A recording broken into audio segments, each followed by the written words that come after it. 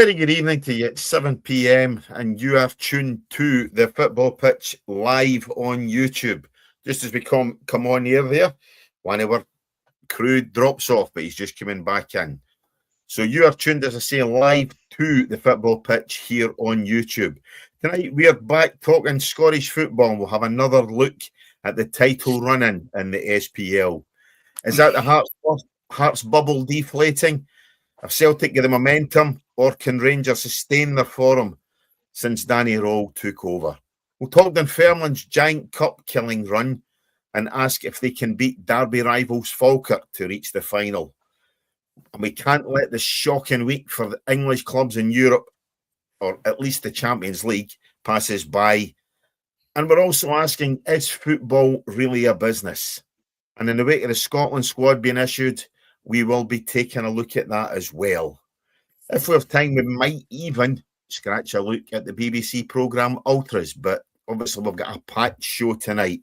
So go ahead, don't forget, subscribe, like this episode, tell your pals. It does help us out, and we're trying to get to 100 subscribers before the season's end.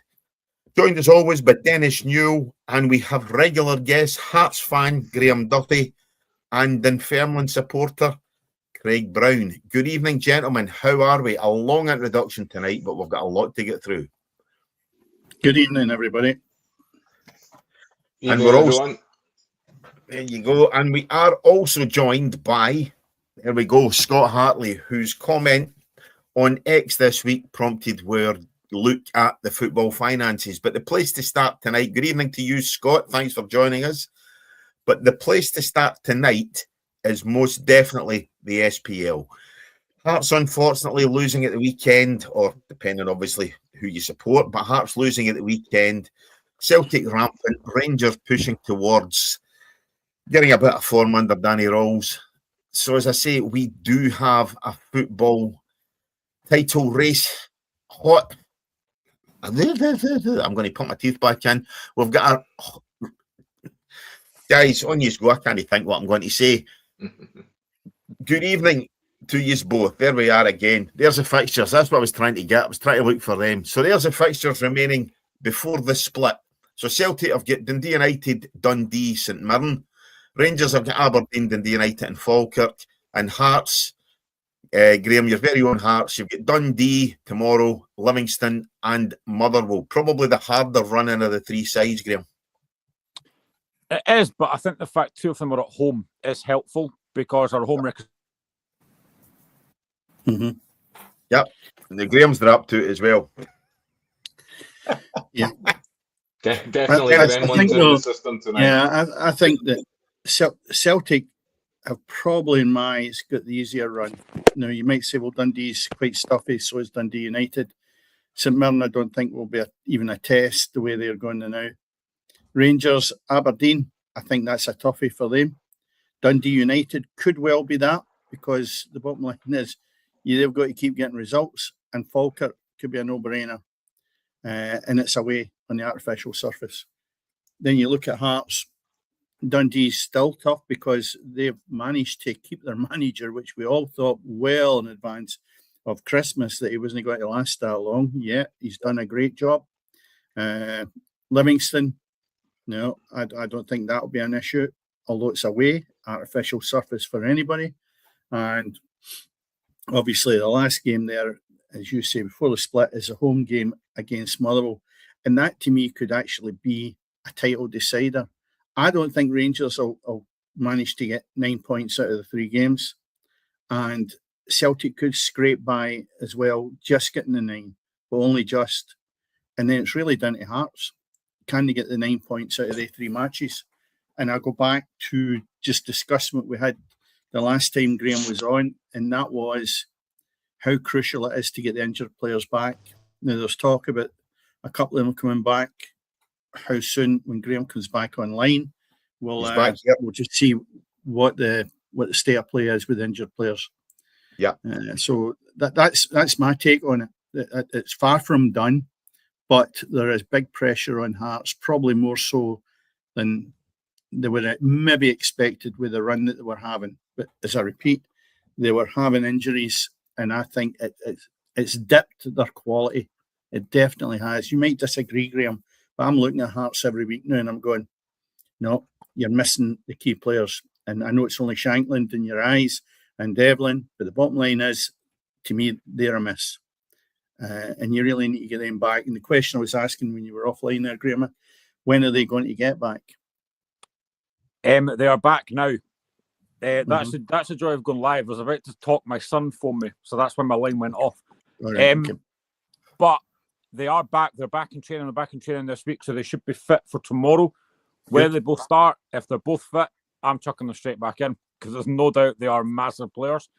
Yeah. I think, to be fair, since they have been out, we have done okay. We have still picked up results, but they are huge. Like Lawrence Shanklin's been one of our best players this season, as is Cammy Devlin.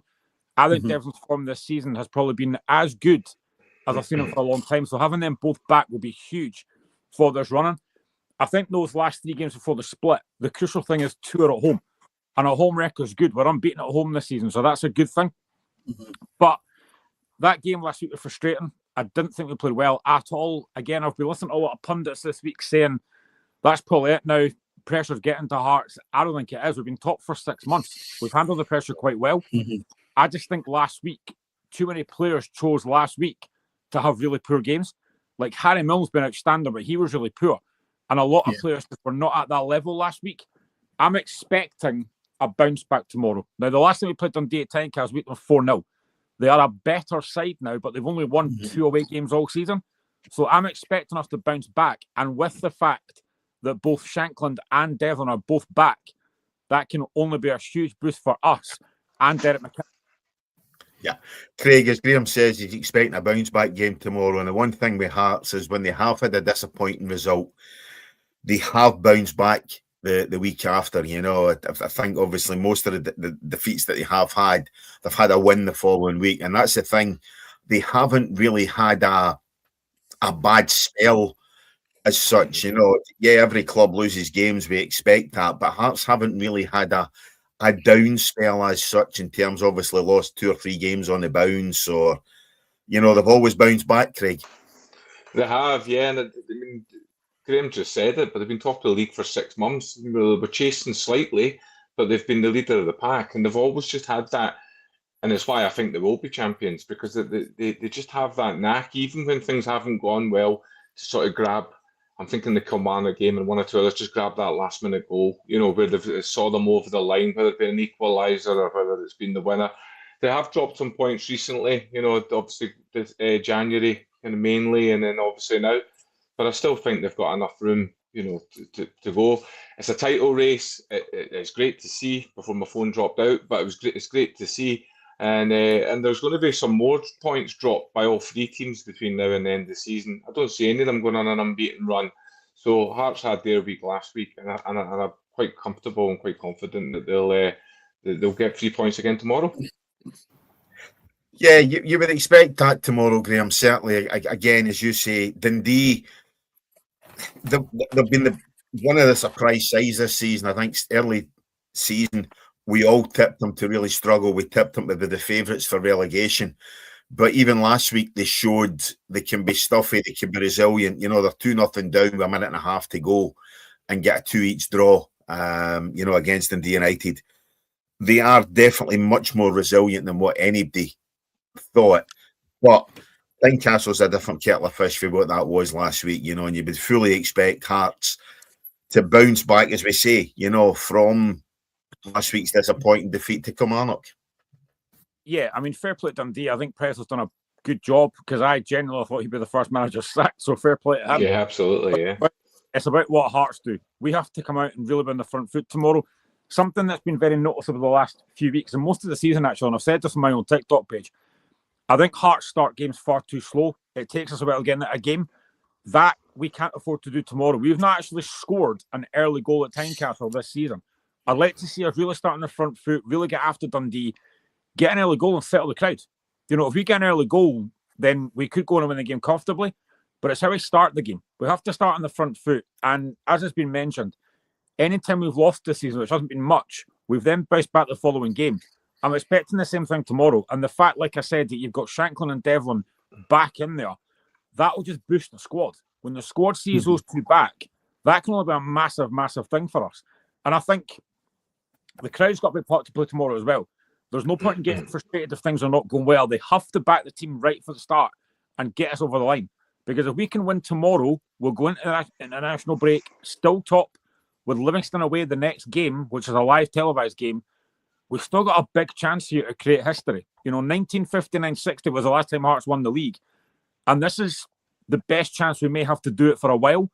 But I've said this as well, the fact that I think people need to remember where we were to where we are now. We were bottom of the league last season, fighting relegation.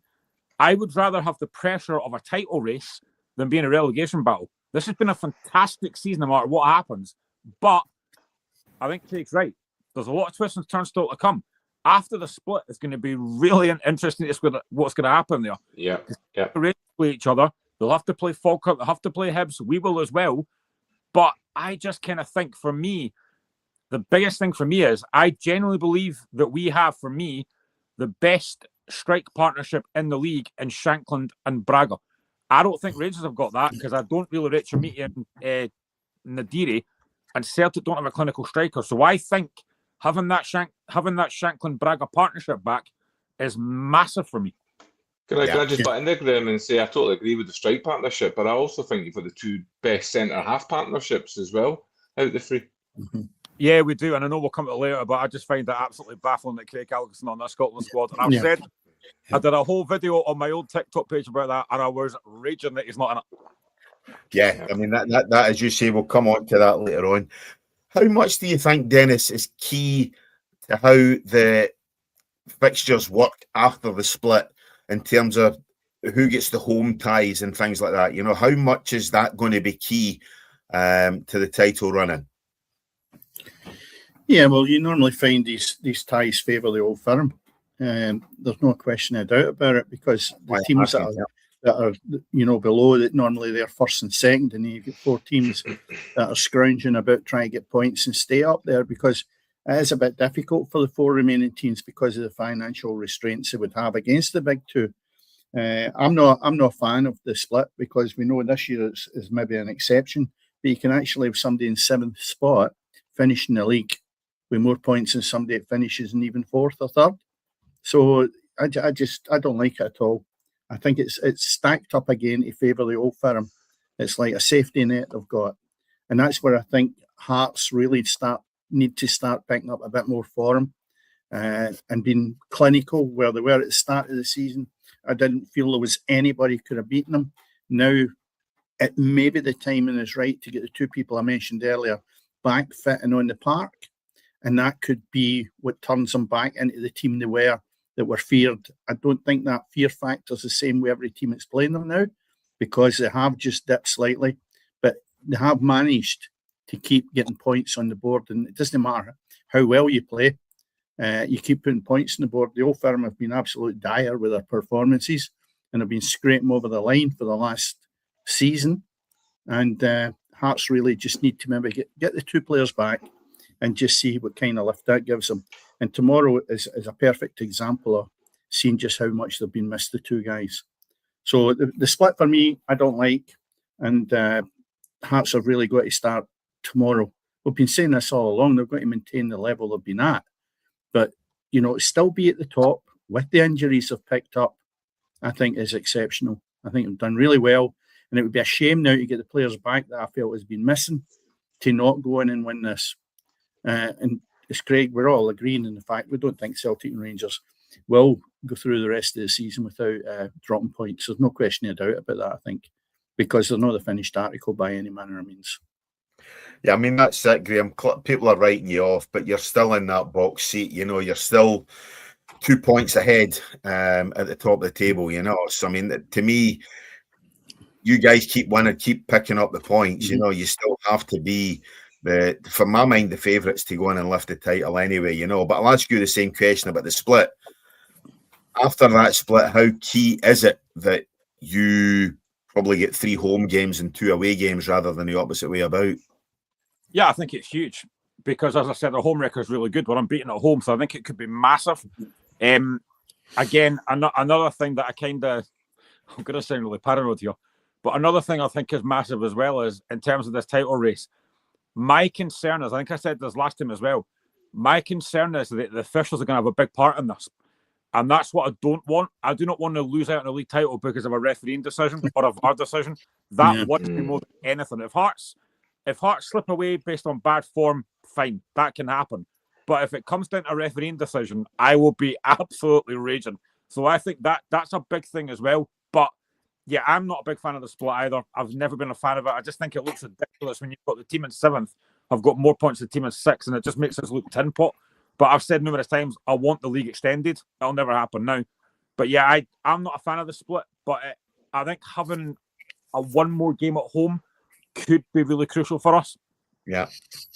I'm going to be controversial here, but I actually am in favour of the split. I like it. Yeah, I agree that league reconstruction for me is long overdue. I mean, we do need a bigger, all leagues. But I actually like the drama that the split, when it's a season like this, I like the drama that the split throws up. And I think I'll stop you there. If Dunfermline go up, you need to be here next year when you're sitting in 7th spot.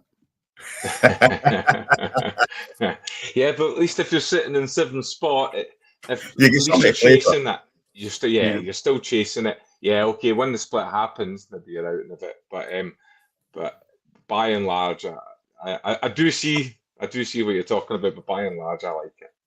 Yeah, I mean, well, to my mind, all you're facing in the split is games against Rangers and Celtic again, you know. But I mean, that to my mind is the only reason for wanting to finish 6th rather than 7th. You know, financially, it doesn't make that much of a difference.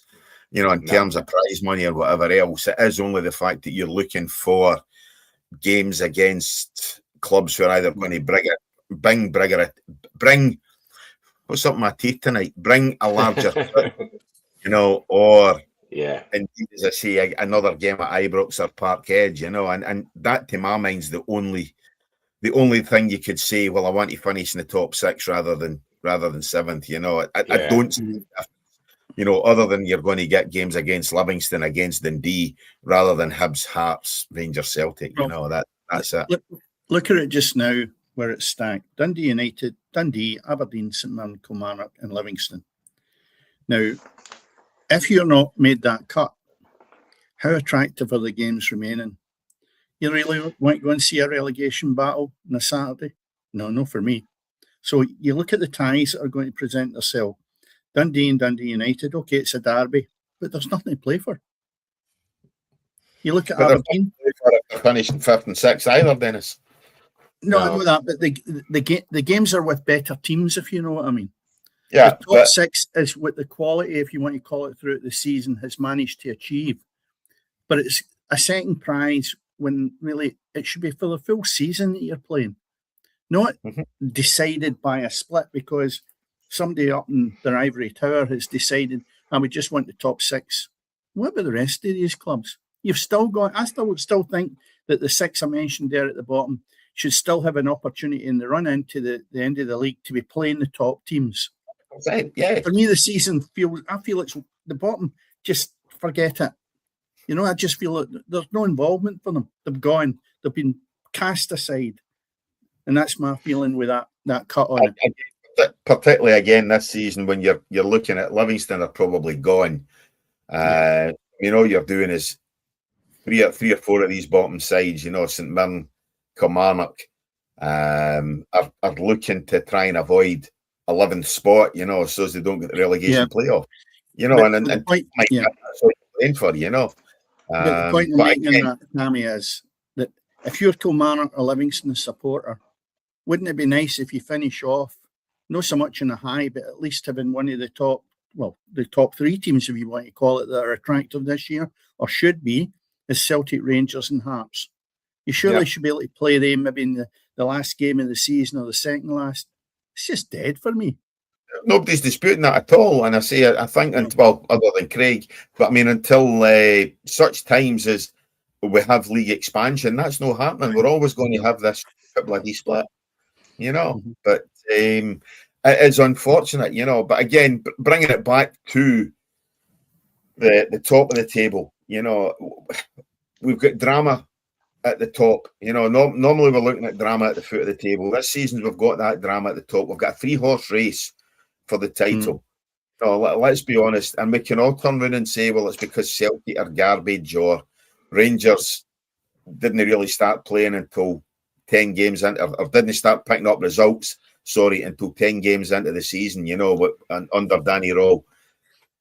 But at the end of the day, top of the table on merit. You know, you can only beat what's ahead of you or what's out there, you know. And to my mind, Hearts are top of the table on merit, fully deserve to be sat there with 8 games to go, you know. And if they're sat there still top, come that damn split, they still go into that last 5 games as favourite for the title, you know, because they picked up results against Falkirk, Rangers, Celtic, Motherwell, you know, and Hibernian this season, you know. And you've got to say that Hearts, if they sit top, are still favourites, you know. And I think neutrals want them to win. How do you feel in this year? Sorry, Craig, on you go.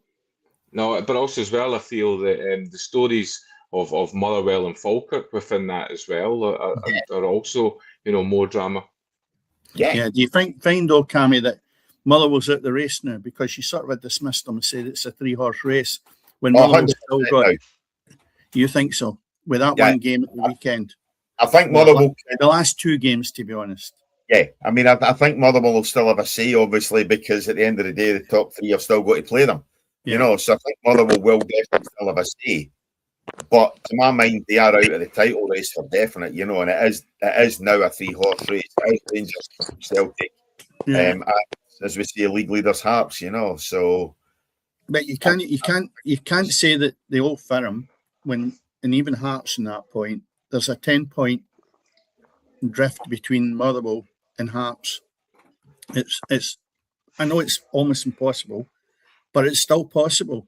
It's a 3-game swing plus 1 point or a draw. Now, when they've got to play each other as many games, I think that the next game, if Motherwell don't get a convincing win, then I would turn around and say, yeah, you're definitely out of it. But this moment in time, if they can beat Hibs tomorrow, then I honestly believe that maybe they're back into it again. Hibs are definitely out of it, but I don't know. I just wouldn't write them off. I would still think that there's a potential second place there for them. It's a slim chance, but it's still a chance. I wouldn't be surprised if they split. I'll start again. I wouldn't be surprised if they split the Old Firm. I would be surprised if they went on and won the league. Oh no, winning the league, I don't think that's going to happen. I still think Hearts are favourites, but I think there's potential there for maybe second spot.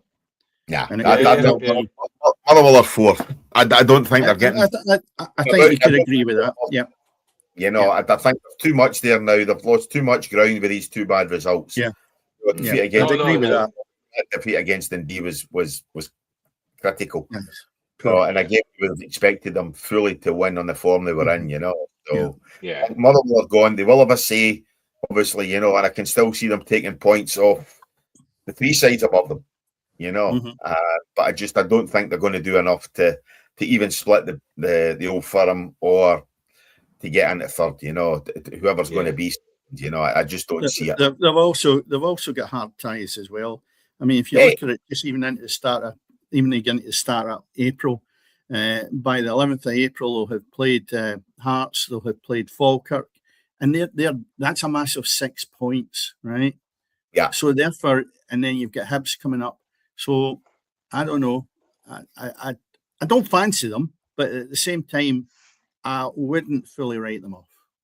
No, I think the fact that, Graham, you've got Motherwell, as you say, at Tynecastle, you know, I think that's key. You know, the fact that the game's not at Fir Park, you've got them at Tynecastle. To me, I think that really does rule Motherwell out, and it is now, to me, Graham, a 3-horse race, do you think? Yeah, I think so, especially the last 2 results, losing to Dundee, losing to Celtic last week. And the thing is, it was self-inflicted. They were just making mistakes. But that's the way people want to play. They want to try and play attractive passing football, which is fine, but you're going to get caught out, and that's what happened. But the last time they came to Tynecastle, it finished 3-3, that 3-3 draw. And they play some of the best football I've seen outside of the Old Firm for a long, long time. But they were never going to sustain that. They were always going to struggle some point it looks like it's now. But I do still think, and I said it weeks ago, they'll have a say in this. They will have a big say. They'll play Hearts again at Fir Park. They'll have to play Celtic and Rangers. So it's not going to be easy. You know, if Motherwell split the Old Firm, that'll be fantastic for them, given it's their first season under the new manager.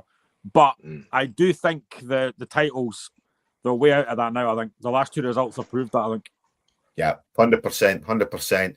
But anyway, getting away from league business now and looking at the cup, you know, Craig, your own Dunfermline Athletic, what a season they've had this year in the cup. Okay, the league business, not quite, you know, you're chasing a playoff spot. But when you look at what you've done in the cup, even though that graphic's not quite representative and not 100% accurate, but hey, we'll take it where it is. You beat Queen of the South, obviously, in round 3. Massive result that Dennis and I predicted on this show. You beat Hibs, a late winner.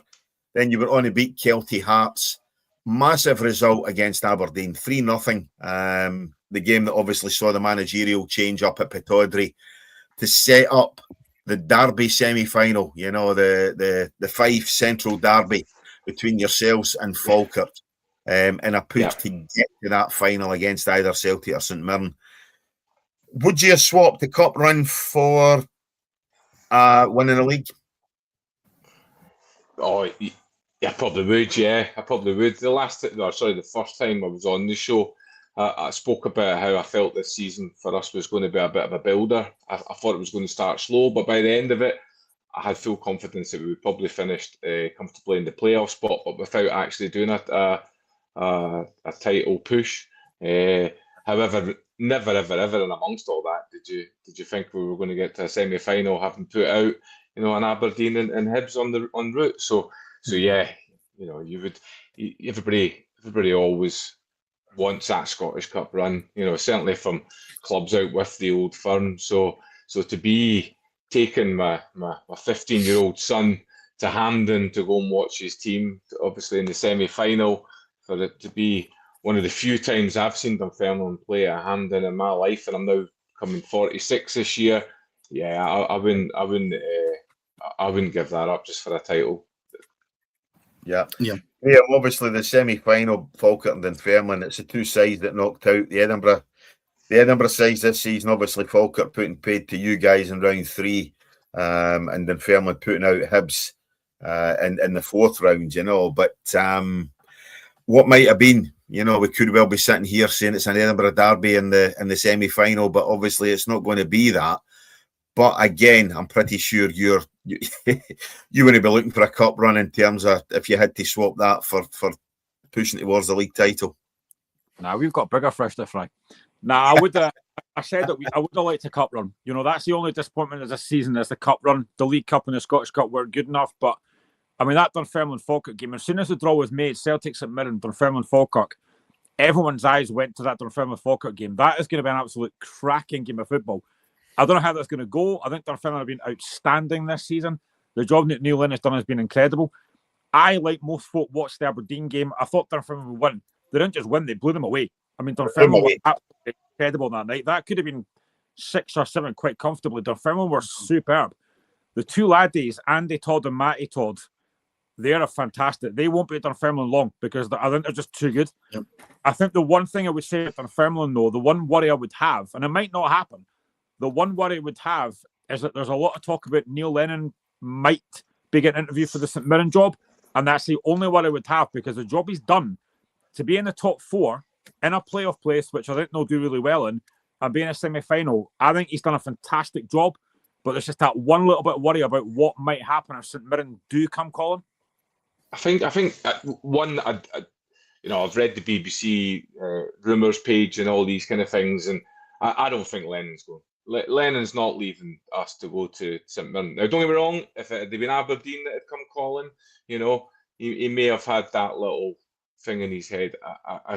I will be stunned. He's if you watch his last interview with the club, so first and foremost, so it's actually a year this week since Neil Lennon came into Dunfermline. It was an abomination of a football club when he walked in on the pitch, absolute abomination, where we were hurtling back to League One. He steadied the ship. He didn't really want to take the job in the first place. However, their new owner convinced him to do it. Now, no doubt, there's a big wage packet thrown in there along the line, but I don't think he's a man. I don't think he's a man short of money. I don't think that's his main driving factor. I think his main driving factor that he's always spoke about is he could build a club up. He could build a club up from the ground and hopefully take us back into Europe is what he spoke about. Now, he said it wasn't going to happen quickly. It wasn't going to happen this season, or he wasn't planning on happening this season. It was all about incremental steps, which is what he's done. I don't see now with what you mentioned, Andy Todd, Matty Todd. They're only two youngsters that we have that are that are flying. Robbie Fraser's come in from Rangers. We've got Abdullah. We've got so many of them. I could rattle them all off. All young players. Take away Benedictus. Take away Charlie Gilmore. Take away Chris Kane. I think the average age of the squad's about 22. I don't see Neil Lennon being well backed, speaking constantly about how much he's enjoying the job. I don't see him taking a sidestep.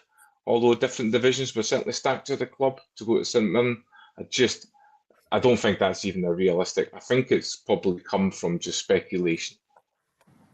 The thing I'm trying to pick out the boy's name because I can't remember him. It's either Thomas or Maddie, one of the two of them.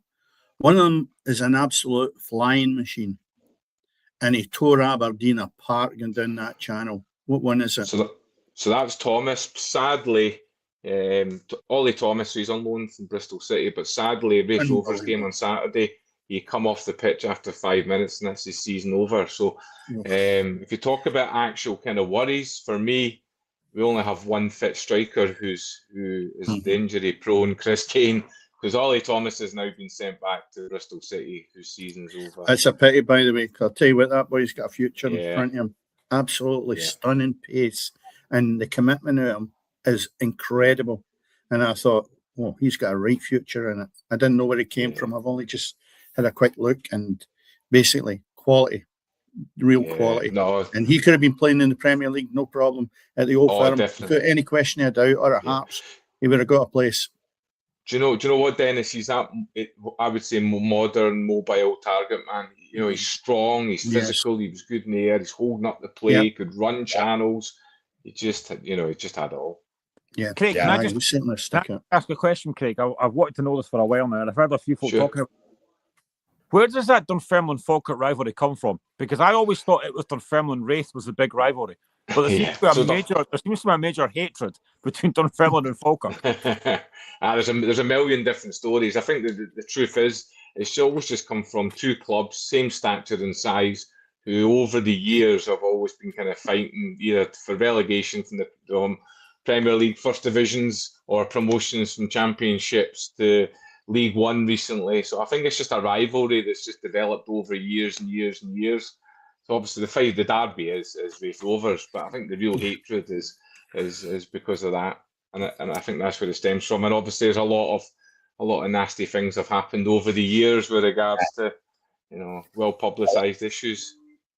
A lot of it's poison, you get the sectarianism between Rangers and Celtic. You've obviously got the rivalry of Hearts and Hibs in the same city and whatever else.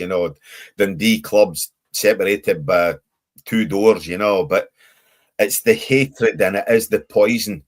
And the celebrating. What Falkirk fans in terms of celebrating the tragedies that have occurred to Dunfermline players, and obviously that Falkirk doing the same thing. I think that's where that rivalry is. It's just too vitriolic, and that to me is an issue. If it was kept in terms of everything else, if it was kept in terms of just obviously that kind of rivalry, great. But it is that poison and vitriol between both clubs that is very, very difficult to watch.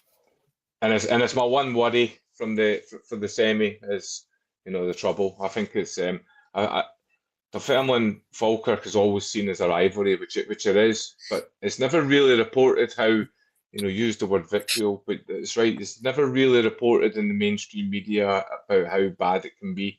and I just hope and I pray and I do whatever it is to do that by the time it comes to Hampden, we're talking about what happens on the pitch and not what surrounds it. You know the tickets for that game? Do you know how many tickets your folk are Dunfermline are getting for that? Yeah, so we've both been allocated an initial. It was announced this week, so we've both been allocated an initial 9,000 each, and then obviously more will be released. Now, for me, we'll get more than 9,000. Yeah, 9,000.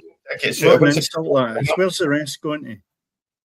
It should be whatever you want. Split it down the middle, and what you don't sell, the fat cats can have. What's wrong with them? Honestly, shocking. 9,000. Hampden, what are we talking about? 50,000 roughly. 50,000.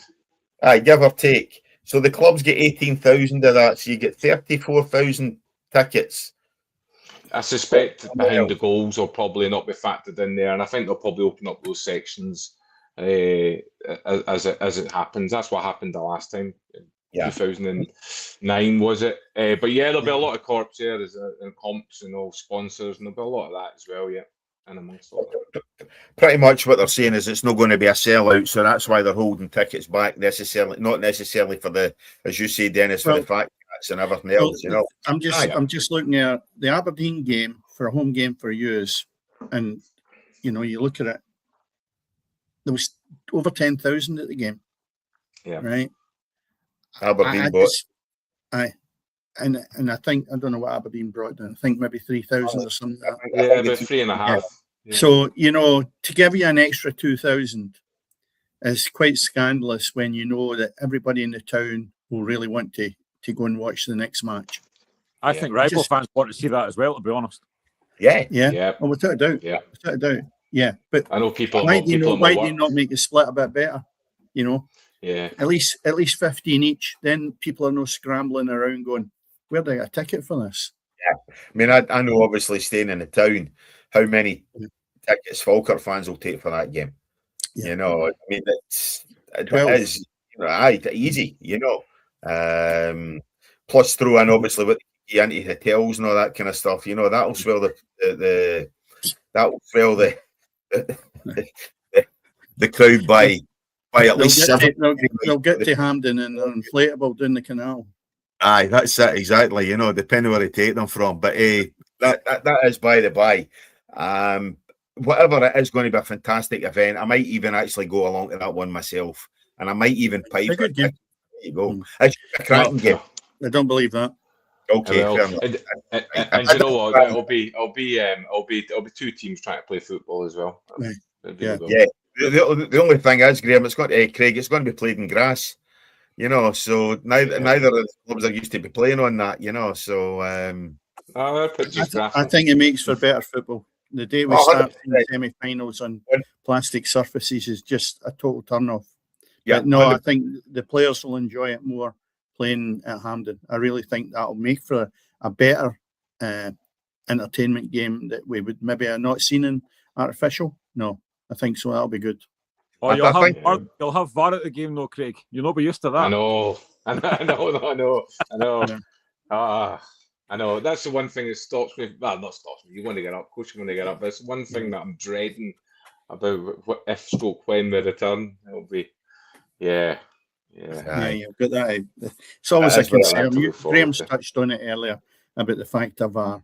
And it is really quite disappointing that a tool there that we've got that should improve the game is a worry and a hindrance that you can have so much enjoyment out of a goal being scored and then 3 or 4 minutes later your legs are just chopped off.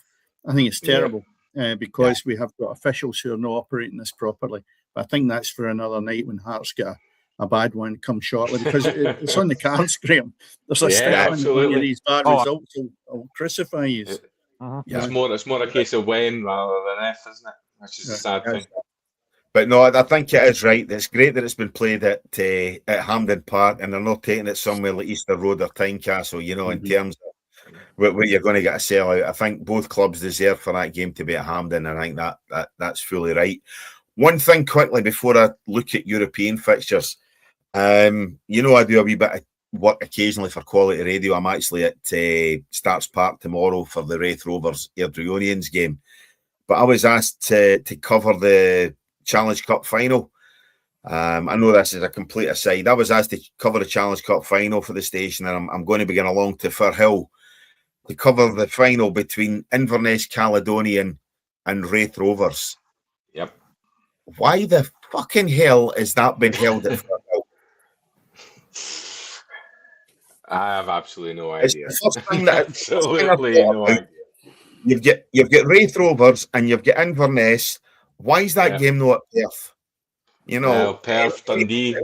Can it be McDermott Park or Dens Park or whatever else? I'm just saying Perth, Craig, in terms of the fact it's a championship ground. You know, rather than it's a Premier League ground in either Dens Park or Tannadice. But why the hell are two clubs from the East having to travel to Firhill for that game? It just does not make any economic sense on Easter Sunday. Not just, you know, sort of. But Cammy, it continues right through it. You could drive a bus through their incompetence. Tuesday, the 24th of March, Stranraer are playing Clyde. 7:45 kickoff. Seriously?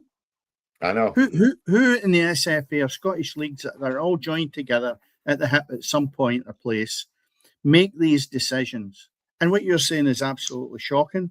But so is that for a Tuesday night. Stranraer playing Clyde. Particularly about a couple of weeks ago, you're going against Stranraer as well. You know, just these games that need to be made up during the week. You know, if we have an abandonment or whatever else, can we no start looking at doing something about a weekend fixture? You know, when we've got gaps in the. Well, could do it whenever these friendlies are on for a start off. It's, you know, absolute madness. But anyway, that and at the same time, clubs are obviously, you know, every penny's a prisoner when it comes to the clubs. So. Yeah, a lot of these clubs don't have a pot to, you know what, in, you know, but that's by the by. Anyway, taking it from the ridiculous to the sublime, you know, when we look at what we had in Europe this week, English clubs in Europe, that's a reasonably accurate graphic this week.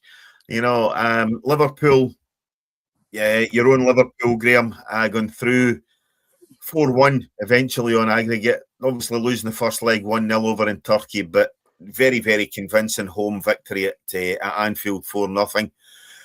Arsenal, an absolute storming goal from Eze, seeing off Leverkusen 2-0 at the Emirates and getting a fantastic 3-1 victory against there. But the top for me of the Champions League was the elimination, and not just the elimination, but how they were knocked out. Man City going down an absolute doing to Real Madrid. Newcastle, the less said about their 7-2 defeat to Barcelona, the better. Same token, Spurs put up a bit of a fight, you know, got a 3-2 victory at the Tottenham Stadium, but that wasn't enough after their humiliation last week in Madrid. And the big one, Chelsea, they didn't even show up, you know, and losing 8-2 on aggregate. You know, yes, the English clubs in the minor competitions all went through, but for England to lose 4 of its 6 representatives in the manner that they did, it's not the best league in the world, is it, Graham? Well, the so-called best league in the world. I mean, I actually don't mind watching the Premiership. Obviously, Liverpool are vested interest for me. I thought we were our best performance of the season on Wednesday. Where in all season, I do not know, but it was much better. But I felt a bit sorry for Newcastle because I thought first half they were excellent, but then they got taken apart. Man City had a uphill battle against Madrid, being 3-0 out for that first leg. But I generally cannot believe that Liam Rossini has got a job like Chelsea. That guy could not look more out of his depth if he tried. And then you've got 3 minutes to go. You are 8-2 down. He's bringing a sub on, and he's writing instructions in a little book. What are you writing in there? You're getting pumped. What are you writing? He is incredibly out of his depth, and I think Chelsea owners have got a real question to ask about why they appointed this guy, because he is not a manager at all. He's hopeless. And it looks to me like those Chelsea players don't understand what he's doing. Even his interviews, his interviews are priceless. The whole thing about the referee when Paul Tini was in the middle of that huddle and he's saying, my players were respecting the ball. What the fuck are you talking about? Seriously, you employed this guy. It is but honestly, it's just Chelsea were embarrassing, absolute embarrassment. Fair play to Tottenham, they did show a little bit of fight and heart. Man City, as I said, went out, but I mean, generally, that Chelsea one just baffles me how that boy's got that job, because he is useless. Yeah, I look at the results, and I actually think, and I question the sanity of football. Barcelona, 7 goals against Newcastle, 7 goals. The other ones, when we look at it with aggregates, is Germany, but we'll just keep it to the British teams. And you look at that, 8-2 against Chelsea, and the point Graham's making there. Some of these players are on over £100,000 a week, and they're losing to teams by 8 goals over 2 matches and 7 goals. That's the equivalent of me being at East Stirling and getting a doing off Gretna. It really is. But for £100,000 a week, you've really got to stand back and go, hey, wait a minute, what's going wrong here? These clubs really need to check and rein in the amount of money they're giving guys that are no willing to bust a gut, because that's, to me, what it's all about. The commitment and the effort is no there. They look nice and shiny when you bring them out the pack on, he's a great player. Then when the chips are down, 7 goals can get in before they've even blinked. Right, but they're still picking up their £100,000 a week. Now, the other side of the coin of that is, if these chairmen and board of directors and all these people in their ivory towers had to dig that money out their back pocket and pay the players that have just been beaten 7-2, do you think they would do it? Never in a million years. Never in a million years would they dig into their back pocket and spend that money. No money they've earned, let's put it that way. Real money that they've earned, no chance. Because I certainly wouldn't do it. 100 grand a week, I'll tell you what, they'd be at the sand dunes and I'd be birching them the following week, because I tell you what, they're getting away with murder. And I'm highlighting the high scoring, because that's not acceptable at that level of football when they're getting paid so much money. Really shocking. Standards terrible. I don't know if any of you saw the Newcastle game, but certainly, as you say, Graham, 2 each at half time. And Newcastle actually did turn up and looked as though they were playing well, but they were cut apart, at the start of that second half. And some of the defending for at least 3 of the Barcelona goals was nothing short of criminal. It really, really was. Players out of position, massively out of position, caught ball watching, no idea what they were doing. And whether it's the players you need to question, or whether Eddie Howe completely caught tactics up second half or not, I don't know. But for me, Chelsea were an embarrassment, but Newcastle as well, to put in such a strong first half performance, and such a strong performance even in the first leg at St James's Park, was brilliant. But they pissed it all away in that second half. And the first 10 minutes of that second half, they'd lost the Tiger. Yeah, I mean, the defender was amateur, but I mean, I think it was Wednesday night when those games were on. I think it was 21 goals conceded, I think, by Chelsea, Newcastle, and Man City over the 2 legs. It's just embarrassing, for the supposed best league in the world. You shouldn't be conceding that many goals over 2 legs. To lose 8 goals to PSG. Yes, PSG are a good side, don't get me wrong, but to lose 8 goals, I mean, you didn't give yourself a chance on that second leg. You go into that 5-2 down. You don't need to chase the game. You've got 3 goals to pull back. It was going to be difficult anyway. And then you lose a goal inside 5 minutes and the game's done. And they just had no idea what to do. But, I mean, I think, 7 English teams went into the Champions League, and only 2 are actually going into the next round, which is just, it's embarrassing. And I think it's 36 goals the English teams lost over the 2 ties. Yeah. And I think you have 6 teams. Which is really, really poor, And I mean, you consider Arsenal and Liverpool only lost 2 between them over ties, which is shocking. And Craig, it really was an embarrassment, I think, for any English football fan. The one thing is, there's very few English players at the back in any of these sides, but they were poor. Manchester City defending was poor. Newcastle defending, as Graham says, amateurish, and that's really giving it a bit of credit, And the senior's just out of his depth. Yeah, You've got to ask. It probably takes us on to the next topic, really. But you've got to ask where a lot of that money goes, because I mean they're spending big money, but they're not getting quality. They're really not, and that's not just your top, 7 clubs in England. It's throughout. I know it's international football, but I remember when I lived in England, and at some point during that process, I remember they turned over the Germans and the Euros or the World Cup, and Emil Heskey and Michael Owen and these guys all ran riot.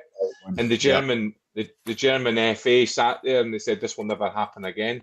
And they restructured and they looked at their youth investment policy and they did everything. And obviously Germany came back as a nation, club football, international football a lot stronger. That never seems to happen in England. It just seems to be even more, throwing money at the problem. And to be honest, you just said it there, Cammy, about there's not an English player there. Most of it does go into foreign markets. In fact, not most of it, 90% of it goes. So the money is actually lost in the game as well. So they're not getting quality and they're not regenerating the money. So I don't know where they go from here. Probably just go and get another Pep Guardiola type in and give them hundreds and hundreds of millions to try and sort it. I stand corrected. It was 30 goals, no 36. 36, aye. Come on, give him a wee bit of credit.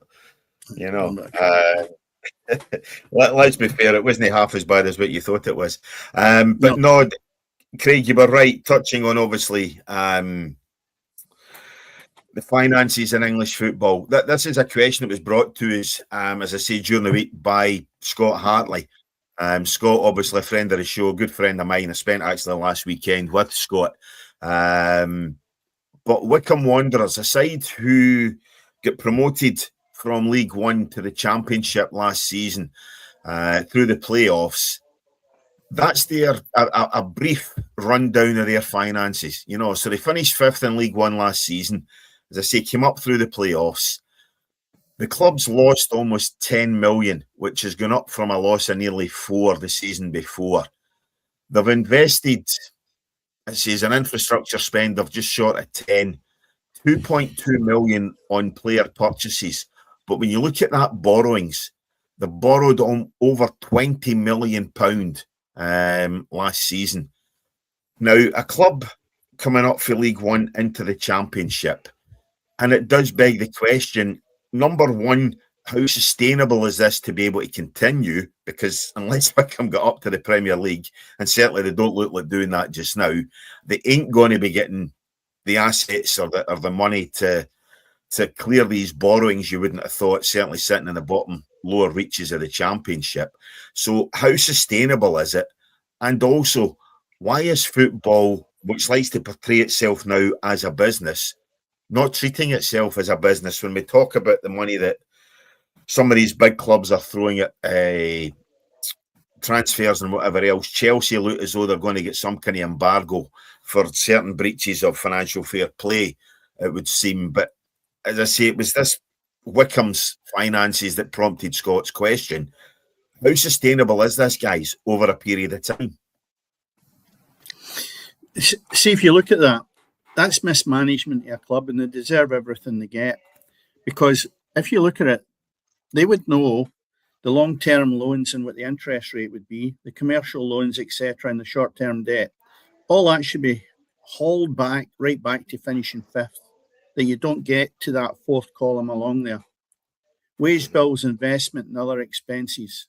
Well, I'm sorry, but you don't spend 9.8 million, or they've got a loss of that, when you look at only having spent 2.2 million in players.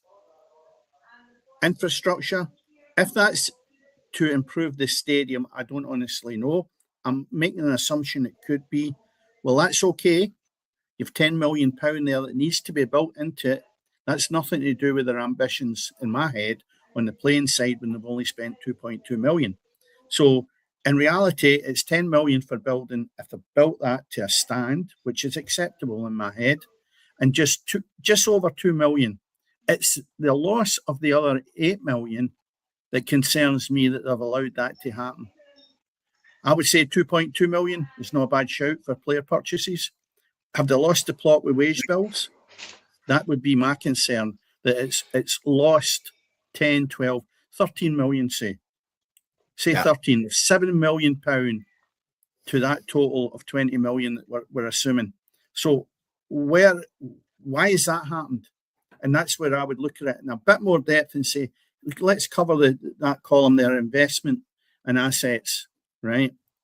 Somebody's lost the plot there with the remainder of that money to be at 20 million. And if that's the case, then I've no sympathy for them, because the guys that are probably in that board will be successful businessmen themselves, and they've allowed that to happen as if somebody's going to come in with a magic wand and just clear that debt. £8 million is a massive amount out with what your real spend should be.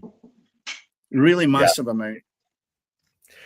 Craig, you followed a side who almost went out of business a number of years ago. They're now obviously a successful Premier League club, you know, and a sustained Premier League club in the shape of Bournemouth. I mean, they almost did go out of business, I think, on the last day, and only a few seasons ago, you know. Yeah. But they weren't talking these kind of sums of money, you know. It was obviously what football was a business, you know, and we talk about what we do in Scottish clubs here, you know, in terms of obviously they're self-sustainable and self-financing. But if you're borrowing £20 million to basically cover a 9.8 million loss and obviously 10 million of whatever that infrastructure is, and I know it's showing a stand, but we don't training. I know that. Yeah. That's just a graphic. It just things were troublesome at Dean Court, as I say, when you were following Bournemouth. Yeah. Now they have reached the promised land and they are sustainable almost, you know, and they're looking to build stands and whatever else. But if you're losing that kind of money as a League One club in a push to get towards the Championship, and let's be honest, Wycombe Wanderers are not a big club. How can you justify that kind of thing? And I know Dennis is saying, they deserve everything they get. It's the fans again that you've got to feel sorry for. Yeah, they're the ones that are going to end up out the buckets. But also as well is it just, I mean, that's one club. I'm pretty sure they're probably not even the worst, but it just reeks of keeping up with the Joneses with me. It's just, you know, other clubs are doing it, we'll do it, and it just seems to be a culture of overspend. But I've never run a business in my life, and I've never been involved in anything like that. But that can't be sustainable. That's a self-destruct button, Craig. Yeah. If they're allowing themselves to be deluded that spending that kind of money will get them to the promised land, then they need to get a reality check, because that's not running a business, a viable business. And when you're looking at what they're doing, it's not about throwing money at players, going by what they've spent. It's the whole infrastructure of that club. And you can't, in my eyes, see where they are in the league. If they were a championship club and they're pushing for the Premiership, by all manner of means, go for that. But where they're placed with £20 million, you know, there's no a pipe along there that the money's actually going into the top to top that up for them. Yeah. Well, when Bournemouth and Brighton did the same thing, you know, when they were in League One, there was a pretty similar to what Hearts have just done, really, you know, but they put in a 5 to 10 year plan of investment, of structures, of processes, you know, and they didn't budge from that. And that's how they did it. They didn't do it by, there obviously comes a certain point where rather than signing players at 200,000, you're having to sign them for, you know, 25 million or whatever it might be. That has to come in the Premier League. But that's not where it started. And it didn't get started by putting club into debt and you know, basically insolvency, which is what that looks like to me. Yeah, so that's what Graham's saying as well. That probably won't be the only club that's in that situation as well. Oh, as I say, since Scott sent me that post, and as I say, there's a guy called Kieran Maguire on X. Follow him because he does seem to put quite a bit about finances, and he's shared other clubs' accounts. But as I say, it was that one that led Scott to asking the question about how sustainable it was. And yeah, Wycombe aren't the only club within that situation, you know. And as I say, you look at what Chelsea have done. Chelsea have overspent massively, you know, and there's an argument there about Chelsea have breached financial fair play but haven't had a points penalty, whereas Everton did also breach and get the points penalty and whatever else, you know. So as I say, he's a good guy to follow. I know obviously Graham yourself, you're on X. Craig, as I say, if you want to read some of his stuff, as I say, is a guy, Kieran Maguire. Very, very interesting there indeed. But Graham, I mean, obviously before Wallace Mercer, Hearts were in a similar situation. You know, you guys looked as though you were up shit street as well, you know, and it's the fans who are the ones who end up suffering, you know. Yeah, clubs, local businesses and whatever else, you know, but ultimately the fans, if the club does disappear, they're the ones who lose out on a Saturday afternoon, lose out and everything else. So these custodians of the club, they have to take better care of it, Graham. Yeah, and I think as a football fan, I've seen this numerous times over the years that clubs don't really live within their means because owners think we're chasing our dream here. We need to try and bring in the best players, but then it's not sustainable. I've seen it numerous times that teams go under, teams go into administration. I mean, all you've got to do is look at Gretna. They came up through 3 leagues, through one person's dream, Brooks Milson, and then when he passed away, they were done. They had nothing else. They had nothing else sustainable. Mm-hmm. It is difficult because as football fans, we always want to see the best players and stuff, but you've got to spend means. It happened to Motherwell years and years ago as well. They were bringing in players they couldn't afford. It happened to Dundee when they were bringing in guys like Cledo Caniggia, Fabrizio Rabanelli. They couldn't afford these guys, but they chased a dream. It always happens. Liverpool spent £450 million in the summer to improve a squad that won the league last season, and they're sitting 5th. It doesn't always work. I think that's where we're in Scotland. I think that's where we've kind of, you know, after the Ravanellis and the Caniggias and all these kind of guys came, I think we sort of did reset ourselves. And maybe it was Celtic that kind of brought it along to be fashionable. But we sort of kind of said, well, okay, our clubs are never going to be, you know, these big wealthy clubs, and our league's never going to be the best. So what we'll do is we'll look to produce players, develop them, and we'll sell them on for big fees. Because that never really seems, or you know, that never seems to happen in England. They always just want that end product, and they're willing to pay, you know, and get themselves into debt and all these things for that. The only thing I would say about that is tell that to Dumbarton fans and Inverness Cali Thistle fans, you know, who it's that dream, you know, and you see what that's done to them. Dumbarton obviously struggling in League 2. Cali Thistle have just come out of it. If you listen to Duncan Ferguson's book or read Duncan Ferguson's book, if some of you guys are traditionalists, you know, he details some of what was going on at Cali Thistle. And it's absolutely frightening what was happening up there in terms of the way they had to really start cutting the various budgets, you know, wage budgets, tea budgets, transport budgets and everything else, you know, because they just made such a shit show of everything up there, you know. So ultimately it's the fan who ends up suffering, you know. But no, as I say, it's just thanks very much, as I say, to Scott for the point. As I say, obviously Scott's a good pal, but as I say, it was him that had sent me the question just to indeed ask how sustainable that kind of stuff is, you know, and I think we're all in agreement that it's definitely not sustainable beyond one season. You know, if you don't get anything, then you're kind of snookered, you know. But Dennis had just switched his camera off there, and I was just going to come to him and ask him about his rant about the Scotland squad. Do you want to do that on mic, Dennis, off camera, you know, or are you going to leave that for next week? No, I'm going to do it now. Right, no bother. I thought we were okay battery-wise. Sorry about that. I had to go and put the charger in. We obviously this week, start of the week, the Scottish squad was actually announced for the friendlies that we've got coming up. Japan, Cote d'Ivoire, and how do you pronounce this? Curacao or whatever they're called, which is in Curacao. Well, that's in May, right? Yeah. Well, firstly, why are we going down to Everton to play a game? 31st, we're going to Everton's ground as a nation to play in a friendly. That's the first question. Why? Surely when we have made the World Cup, the best we should be doing is throwing the doors open, right? And letting everybody in, every man and his dog in there, instead of going down to Everton. One of my colleagues at work asked me to go down there. And I said, no, I'm not going down to, I'd love to go to the new Everton Stadium, which I will do at one point, but I'm not going down there to watch Grant Hanley playing. There's no way you couldn't pay me to watch Grant Hanley playing.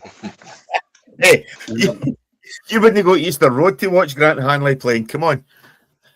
No, you're right there. I'm leaving it at that, and just Biggie gets enough batter. And I'm sure he's the nicest guy in the world, but we're talking not about personalities. We're talking about performances playing with the Scottish team, which is important to a nation, not just one or two people, right? If we look at this, and if you look at the Scotland squad, right, you then look and say to yourself, hey, what's going on here? The opportunity to play on these friendlies, two guys that have done exceptionally well for Scotland this year in this form of Hearts. Mm-hmm. Why are they not on the squad? And at Shankland, if he's back, he could have held the squad back and left a place for him to build up his fitness, because we need him in the Scottish team. So there was potentially 3 Hearts players that he swept them under the carpet, and we will never see what they can do for us. I think it's terrible, absolutely terrible. When you actually see the squad, we went to Europe, and it was an embarrassment. And you would have thought between then and now he would have improved that squad quite dramatically, or at least taking a few risks with the likes of Halkett and people like that. Why not? I'm not quite sure how to help you with that. That's Alexa saying that she can't even help me. So what chances, Steve? So what chance have I got? That's her talking about the actual Scotland team. I can't help you with that. So the thing is, there's an element where you say to yourself, how are we going to improve, right? If that is what he's bringing to the party. Nothing. And then he's on rattling his gums about the fact that I've not been offered a new contract or whatever else. And I'm thinking, do you deserve it? Because I'll tell you what, it was only 2 games in real terms away from getting the sack if he hadn't qualified. I think he should have been quite quiet about this, gone and seen how good he is in the World Cup, and let the SFA come to him with a begging bowl to stay. And I'd be delighted if he can get us through this. But see the squad he's got, sorry, nothing fresh in it. He's got the young lad that's farmed out for Rangers at Curtis. Finlay Curtis, yeah. Vinty Kelly. No, sorry. No, nothing fresh. He's still got Hanley in there. He's still got McKenna. He's still got Ralston in there. And I say to myself, you're not making any attempt to actually make this squad better. If you think that is a finished article that you've got with that squad, you're deluded. And I don't want a Scottish manager that's deluded. I want somebody that's willing to take a wee chance here and there. There's three internationals coming up that are friendlies against no major opposition. If we don't win them, it doesn't matter. But imagine he finds out that Halkett is 10 times better with 1 leg than Hanley is with 2. And Hanley's been out injured as well. It's no matter even giving him too much stick. He's not kicked a ball in ages. And Nope. He's gone. These people that actually are not fit for purpose of what we need going to the World Cup. No. I could rattle on all night, but that's my half rant. Graham, I know you were opinionated about it as well. Yeah, I mean, I just think Craig Halkett's been outstanding for Hearts this season. The one thing about Halkett was always his injury problems, but he's over them now. He's been phenomenal. One of our best players this season. Grant Hanley's not played in 6 weeks. Craig Halkett's playing every week and being consistent, and he's not in that Scotland squad. You've then got Harry Milne, who's been outstanding for Hearts again, not in the Scotland squad. You've got Hearts players and Motherwell players that should be in that squad, and you are still picking guys like Grant Hanley and Anthony Ralston. You look at the goalkeepers as well. There's only 1 goalkeeper actually playing consistently for his team, and that's Scott Bain. I get the fact that he wants to be loyal to certain players, but surely in friendly games it's a time to experiment and try something different. But it's the same squad you're looking at thinking, and I'm not Scott McTominay and John McGinn don't need to be there. We know what they can do. They're going to the World Cup. We know what they can do. They don't need to be. Why not freshen it up and give other guys a chance to show what they can do? And the fact, this sounds like I'm ranting here, but the fact is, you've got a team that is top of the table with, for me, one of the best Scottish centre-halves, and he's not in that Scotland squad. And again, I look at John Souttar. He's not had a great season. Why is he still in there and Craig Halkett's not? I just think it's crazy. Well, you could say the same with McKenna. I mean, for me, McKenna's never turned up for Scotland. And you look at again, we go back to the Hearts thing. Why has he not chosen these people? Even to just give them the opportunity and know that he wants to keep the other ones in reserve. He's got that much faith in McKenna, Hanley, Suter, then go with it. But if he doesn't try other people, how are we going to improve as a nation? Because we are not the finished article. And the games we have got in the 3 matches against Haiti, Morocco and Brazil, we'll not win any of them with that squad, with the defence that he's got. And the thing is, as well, is that I go to all the home games, as you know. Is the signal gone, Cammy? And people are paying, and people are paying good money. What Now, have you got up there now? Yeah, I was expecting to go along to Hander on Saturday and maybe see a Halkett, a Walsh, you know, a Barney Stewart, a Milne, something like that. That's you expect to see a little bit of freshness, a little bit of, you know, we're just looking at other ideas. And once again, fans are going to turn up, paid good money to go and watch it for what? To see what we already know. I also find it very ironic that Harvey Barnes turned his back on Scotland to play for England, and he's not been selected in their 35-man squad for the friendly games. But show me. Let's look at how much encouragement did we give him? How much of a selling tool was our nation and going to that guy and saying, we're out with a begging bowl? And to be honest, I would be out with a begging bowl, because what we've got up front is powder puff. It really is. And I would be delighted to get the boy Barnes there if it was going to make us enjoy these matches that we've got coming up. You've got to have the selling ability that you make players think this is the right choice for you, son. You're not going to get into that squad. Don't feel it the wrong way, but how would you like to play in the World Cup? Because it's your one and only chance. Come and play with Scotland. And then you look at Shea Adams and Lyndon Dykes. The boy Conway's not getting a chance. Hurst touch yet. Finlay Curtis. They're not going to win any games for us. I also don't want to be horrible here, but why is Andy Irvine in that Scotland squad? Yeah. It's a mystery to me. Mystery. Strange. Yeah, I mean, Jack Henry, obviously he's not playing his trade at any level at all, you know, but I think he still maybe merits an inclusion. Hanley's beyond me. Suter, yeah, we know what he can do. McKenna, you won. You know, you're definitely right. Dominic Hyam, Rex are decent this season, you know. And the times I've seen McCrory, I don't mind him. Hyam being there, because again, we're having a look. It's not to say he's going to be at the World Cup, but we're having a look, so I don't mind that. Yeah, but I mean, listen, Graham, I know obviously there's folk going to say, you know, a wee bit of self-interest with Hearts and things like that, you know, but I cannot see why the likes of Halkett isn't there, you know. I get, obviously Shankland's out injured, you know, I get that. But to me, would you rather have Curtis or Shankland in that squad? You know, would you rather have Lyndon Dykes or Shankland in that squad? Would you rather have Shea Adams or Dennis Newell in that squad? You know, it's one of these things. You know, I mean, it really is. I might throw my hat in the ring if Hanley's still playing. You wouldn't be playing against him, but Dennis. I mean, it's a difficult bit.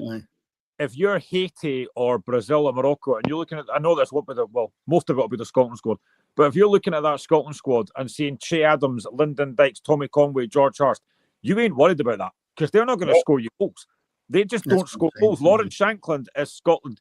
Lawrence Shankland's Scotland's best striker. There's no doubt about that, and he can't get in that squad. I know he's been injured, but he's back now. If you're not, this is what I don't get. Yeah. If you're not going to pick Lawrence Shankland because he's injured, fine. But why are you then picking Grant Hanley, who's been out for 6 weeks? Spot on. That's exactly it, Graham. And that's the whole crux of the matter here. We need a forward that desperately up front, right?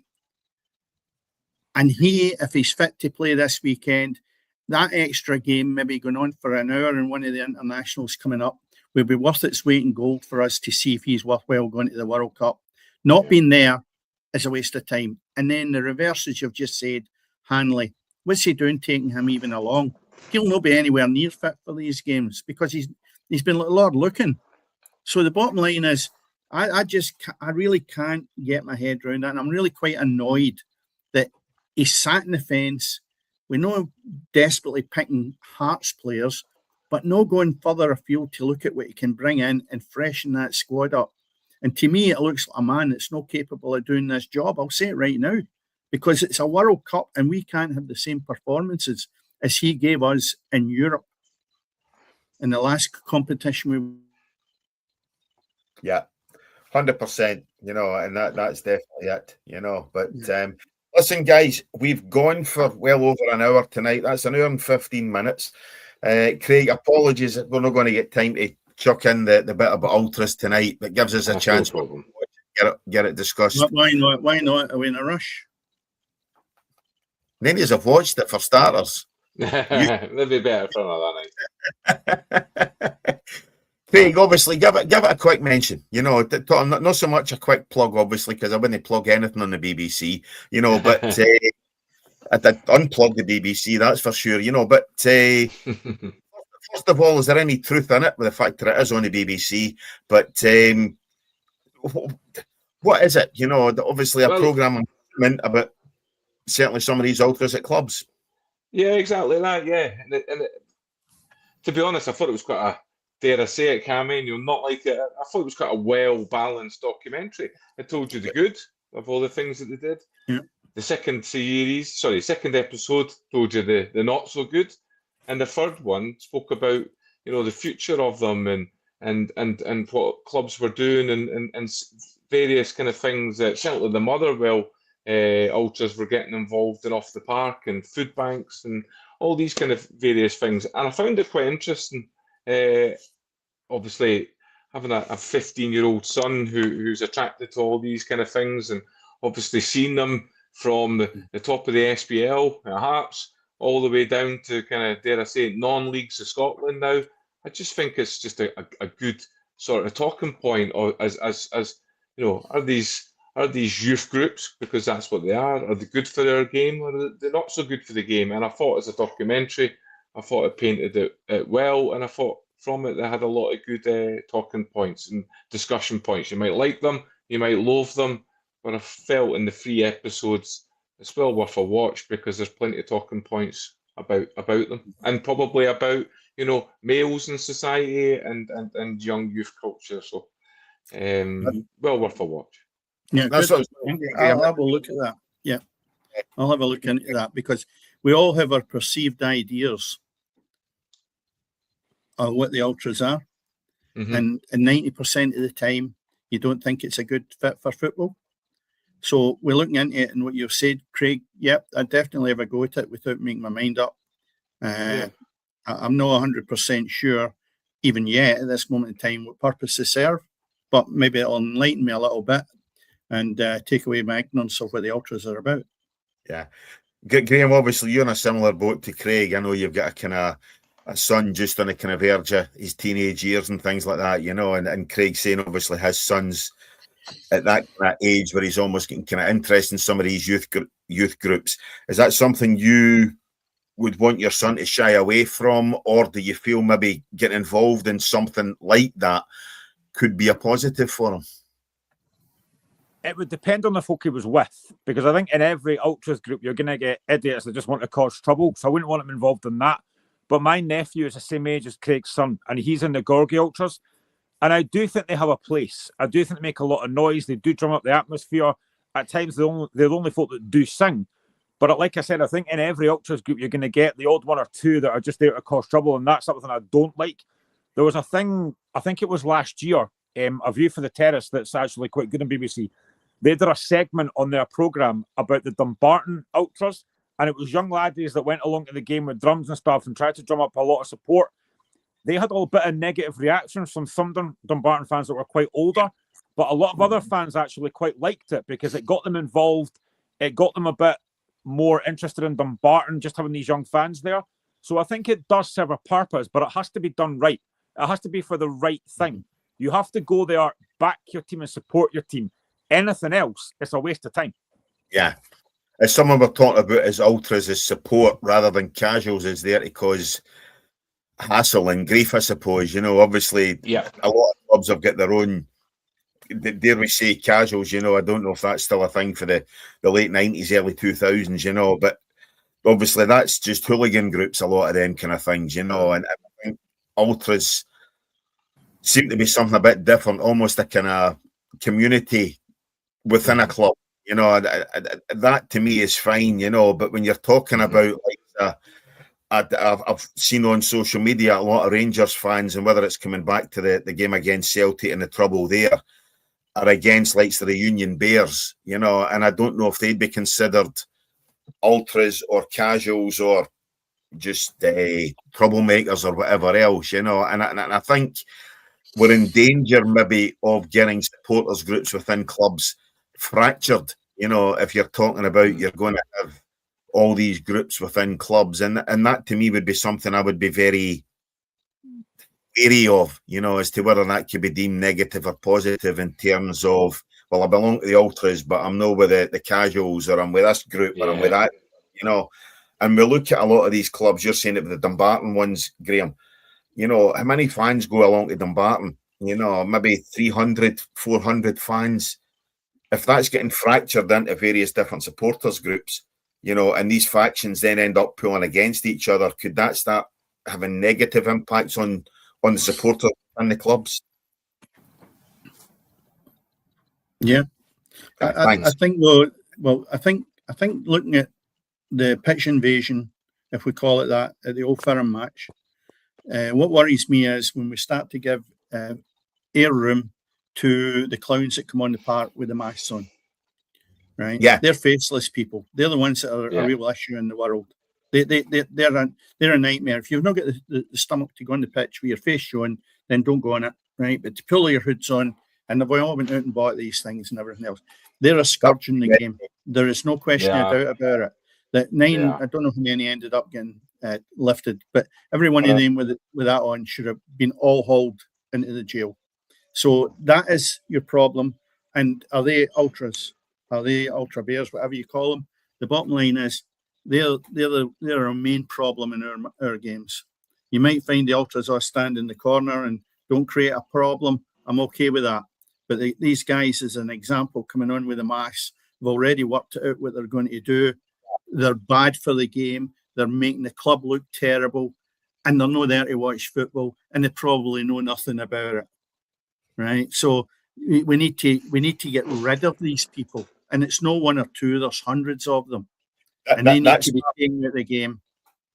That's my worry about ultras, But when you have these, I'm not saying they are ultras. I'm just saying no. But if you have these clowns and halfwits who then try to engage or jump into ultras, or into supporters groups or whatever else, I mean, I know obviously as a Clyde supporter, we've got two factions, we've got the Glasgow branch, who tends to be the more youthful, noisier section of the support, and you've obviously got the older supporters who not so much don't interchange or don't interact, but obviously they maybe don't hold, they maybe frown almost upon the younger fans, the noisier fans, the ones there who are there to drum up the atmosphere and a bit of noise, And if you've got fans who try to interact or try to get involved in the wrong side, that's the only thing, as I say, for me, as if you end up with different factions and you get battling within,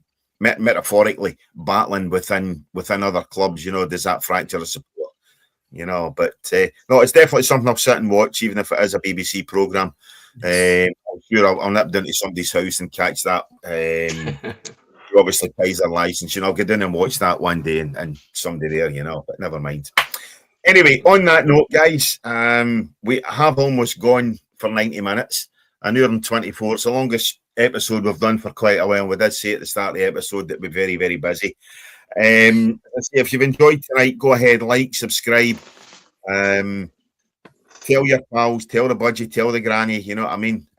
Tell your ultra mates to go ahead, like the podcast, get involved. Next week we go from the east of Scotland and stay in the east. We've got Colin Nelson from Cowdenbeath. Colin's the director of football or Director of Football Operations at Cowdenbeath. He was on earlier in the season, so he's joining us again next Friday night. So it'll be good fun to see, good to catch up with Colin. I think Cowdenbeath's form's dropped off a cliff a wee bit, but it'll be good to catch up with Colin again next week. So all that remains, as I say, like, subscribe, because after all, everything is happening on the pitch. Good night.